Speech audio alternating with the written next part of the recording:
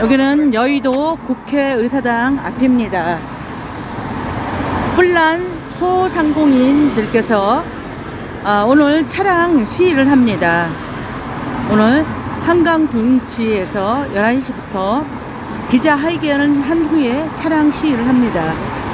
그래서 여기 국회의사당 이 역 앞에 일대는 경찰이 다 차단을 했습니다. 제가 이 앞에서 차량을 한 후에 건너가서 이제 왼쪽으로 쭉 가야 되거든요. 근데 일대가 다 차단이 됐다고 합니다. 그래서 제가 이쪽 일대를 건너가지 못하고 몰아서 가야 되는 지금 현실이 됐습니다. 앞에 보이시는 이 정면 여기가 국회의사당 앞입니다. 그리고 이렇게 경찰 차량이 지금 쫙 깔려 있어요. 경찰들과 경찰 차량들이 이렇게 쫙 깔려 있습니다. 경찰들이 지금 다 차단을 해서 제가 이쪽으로 건너가서 가야 되는데 지금 현재는 가지 못하는 이런 현실입니다.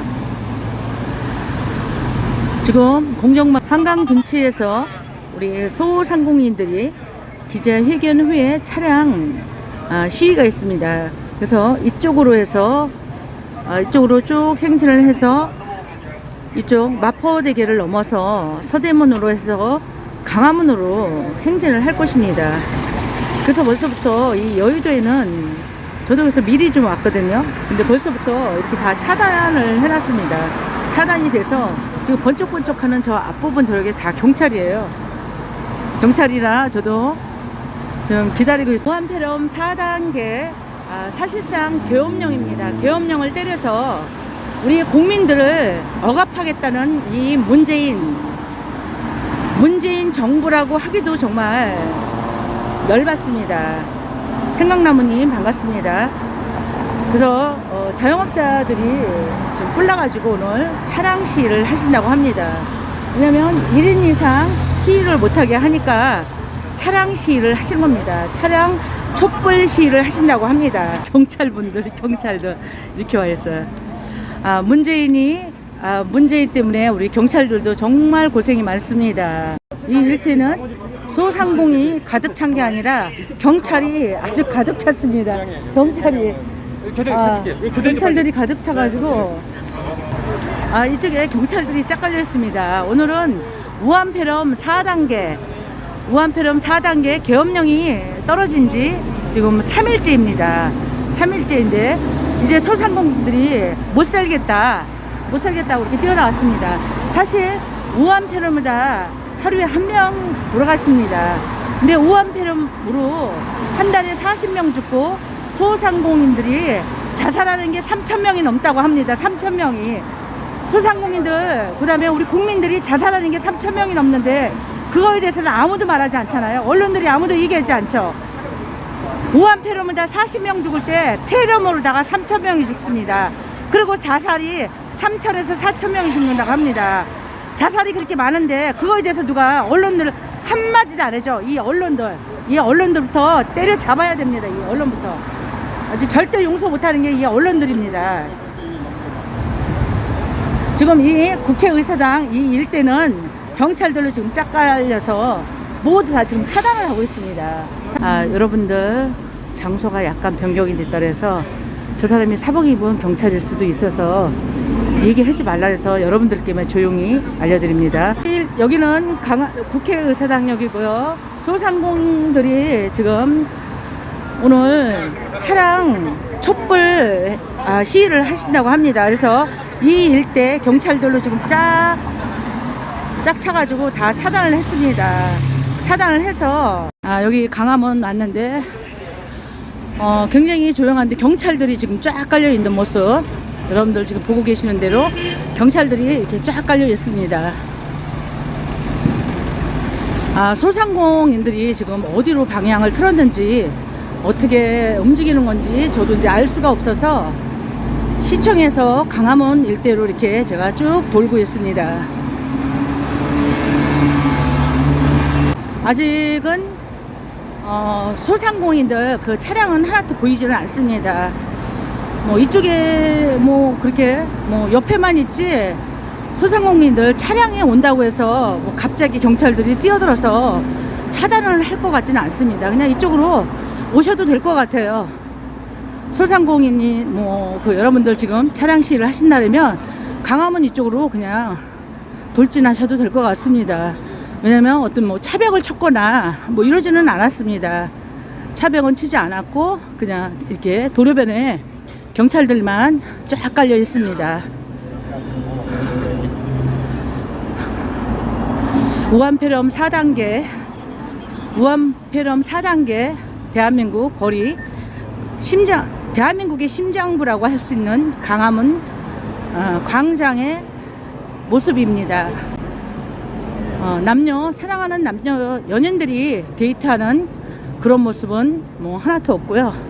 경찰들만 지금 쫙 깔려 있는 그런 모습입니다.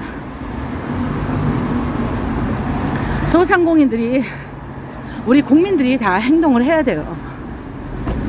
가만히 있으면 개돼지인 줄 알고 점점 더 탄압을 합니다. 소상공인들 차를 지금 이쪽에도 지금 깜빡거리고 있거든요. 이쪽에 다 깜빡거리고 있네. 저 앞에 보이시죠? 제가 이 앞에 보이고 저 깜빡거리는 건 다 소상공인이에요. 이 차들 보이시죠? 깜빡깜빡 하는 거 저기 쭉 서 있네. 제가 어디까지 서 있는지 한번 이 앞에 보여드리고 또 그쪽으로 제가 가도록 하겠습니다. 이거 표시예요. 암호거든요. 깜빡깜빡 하기로. 그래서 서로 자기들 이 차도 그러고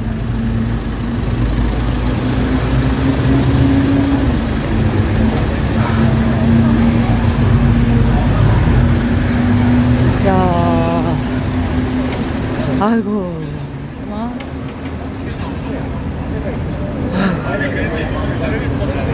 이 방패 보니까 8.15 때 생각나네요. 진짜 이 8.15 때 내가 죽다 살아난 거 아니에요? 저 방패. 짜증나. 저들 보니까. 지금 이렇게 이 차량이 깜빡하는 게 이게 소상공인데 제가 이 차를 따라가 보도록 하겠습니다.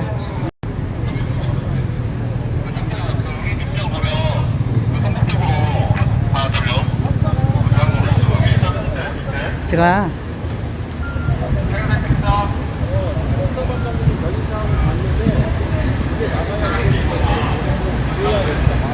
서울대병원 그 입구에 이제 기자들도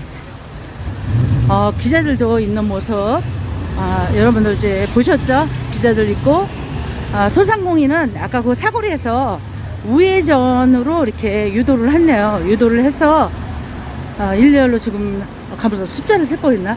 저 뒤에서부터 이렇게 쭉 어디까지 있는지 제가 한번 쭉 따라가 보겠습니다. 아까 서울대병원 그쪽 정문 쪽부터 지금 차량이 지금 서 있었거든요. 그래서 일반 차량은 1차선에서 보내고 이 소상공인 차는 2차선에서. 근데 여기는 지금 3차선인데 여기서 차선이 지금 감소돼서 여기서도 지금 2차선으로 좀 줄 서 있는 이런 모습입니다. 깜빡깜빡 하는 게 신호입니다. 신호. 소상공인들 맞습니다. 세상에 이 늦은 시간까지 이 저항입니다. 이런 거. 지금 차량이 빠지고 있는데 이 차량이 어디까지 가는지 제가 가보도록 하겠습니다.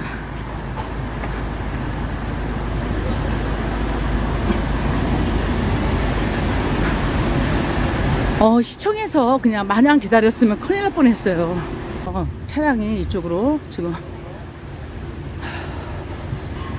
가만 있어봐.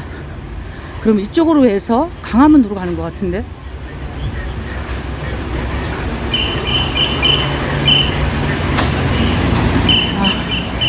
이게 깜빡깜빡하는 차는 다 소상공인 차입니다.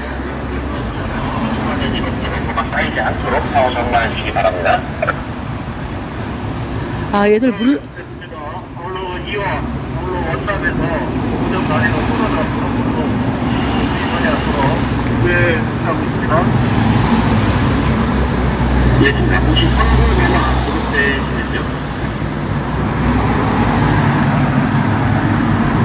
엿들으려고 잠깐 섰는데 이어서 말을 안 하네요. 지들끼리 무전기 무슨 말 하나. 제가 또 차량이 많이 오기는 했네요.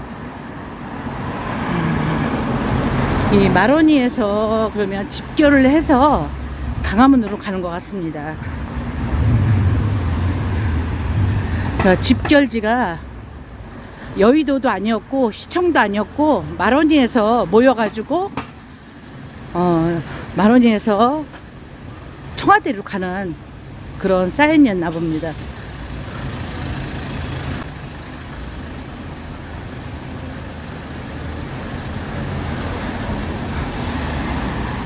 이쪽으로 가면 여기가 안국역 쪽이거든요. 안국역 맞을까?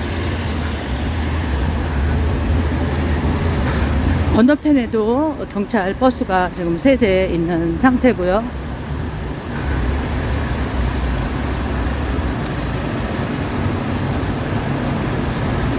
이 차량 시위를 밤에 잡은 거는 소상공인들이 이제 장사 다들 영업하시는 분들이잖아요. 영업자들이니까 장사 끝나고 문 닫고 뭐 이렇게 모이는 거로 해서 이게 강화문 쪽으로 가면서 방향이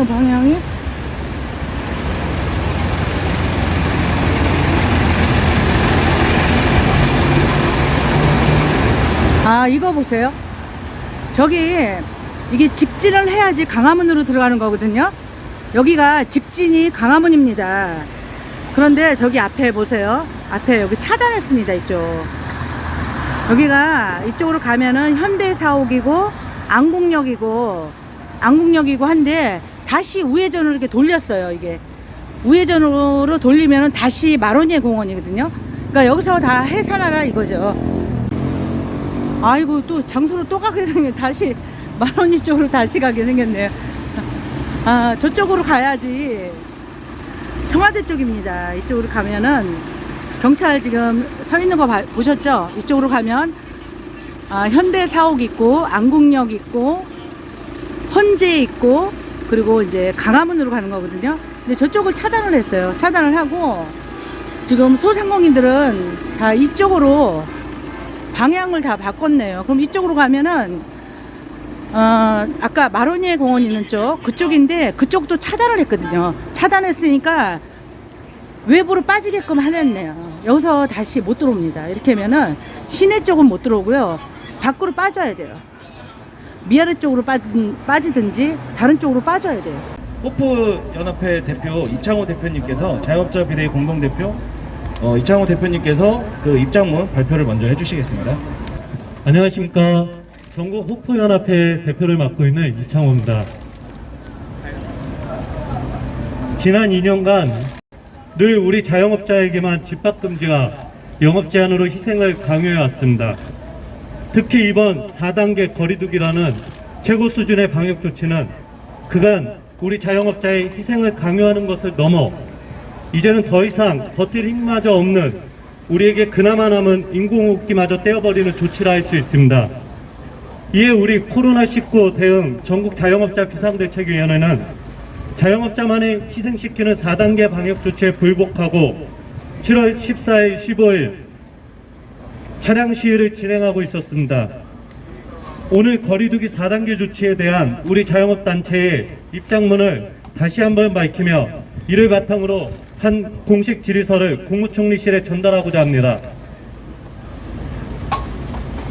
하나, 작년 코로나19 발생 시에 수립한 방역수칙의 단순한 업데이트, 전체 자영업 집합금지 및 집합제한 등 단체 기합식의 방역수칙에서 벗어나 1년 6개월에 걸쳐 축적된 코로나19 빅데이터에 기반하여 업종별 확진 위험도 사망률 등을 분석, 업종별 방역수칙의 재정립을 요구한다.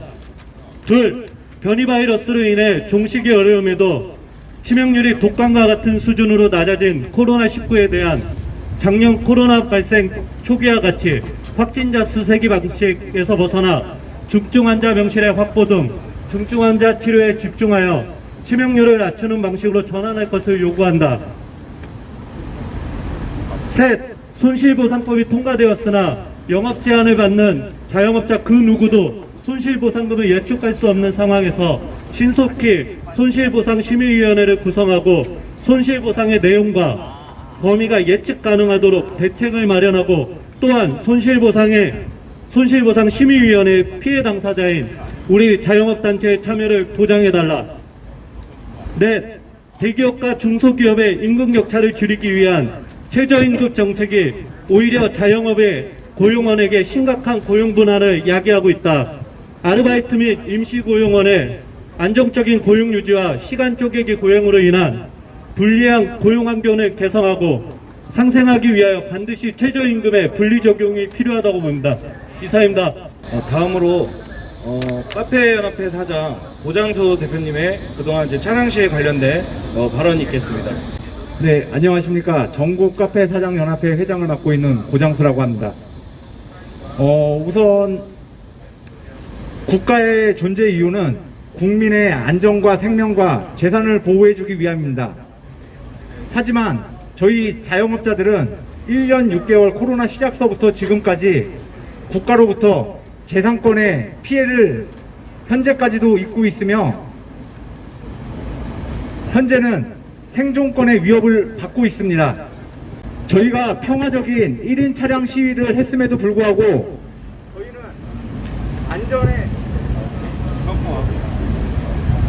저희는 안전에 대한 보장을 전혀 받지도 못했습니다.